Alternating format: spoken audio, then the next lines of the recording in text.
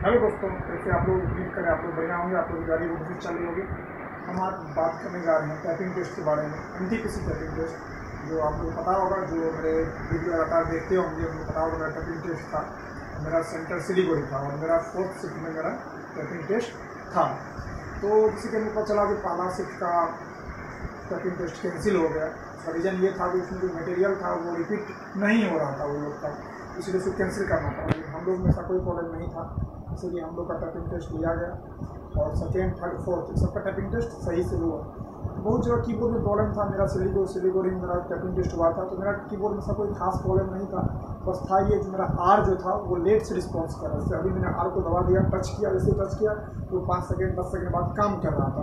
और एक बात और, वहाँ जो मतलब थे जो एग्जामिनर थे, तो वो बोले क्या ना शिफ्ट काम नहीं करेगा, आप लोग जो है कैपिटल स्मॉल वो बैक मतलब कैप्स लॉक से काम कीजिए। लेकिन ऐसा कुछ नहीं था। मैंने टेस्ट हमारा चालू किया, मैंने शिफ्ट का यूज़ किया, मेरा शिफ्ट काम किया।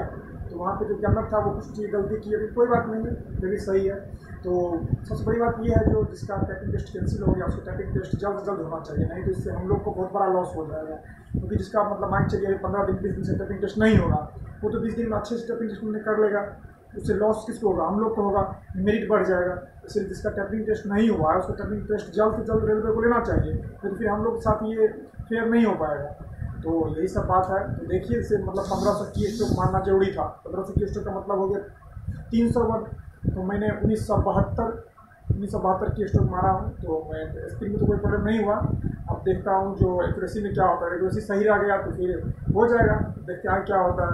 तो मेरा लेवल 2 लेवल 3 दोनों मैंने पेपर दिया था, तो मैं इंटर लेवल पे था उस टाइम में, और मेरा लेवल 2 का टाइपिंग टेस्ट दिया, लेवल 3 का भी रिजल्ट तो नहीं आया है।